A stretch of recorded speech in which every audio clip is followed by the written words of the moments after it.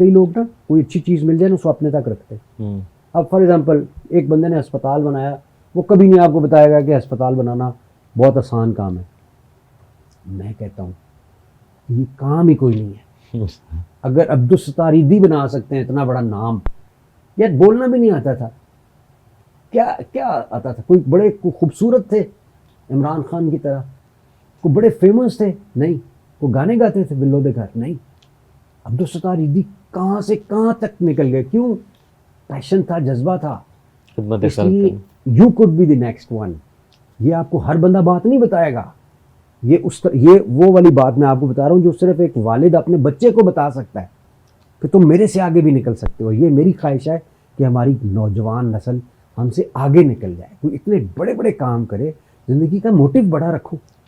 मर तो जाना ही है कंफर्म, कोई नहीं कह सकता मैं नहीं जाना। तो यार फिर मतलब कोई ऐसा बड़ा काम करना अल्लाह ने है, हमने तो करना ही नहीं। और पहला तुम्हें इज्जत भी देगा, उसका भी अलग मज़ा लेना तुम इंशाल्लाह।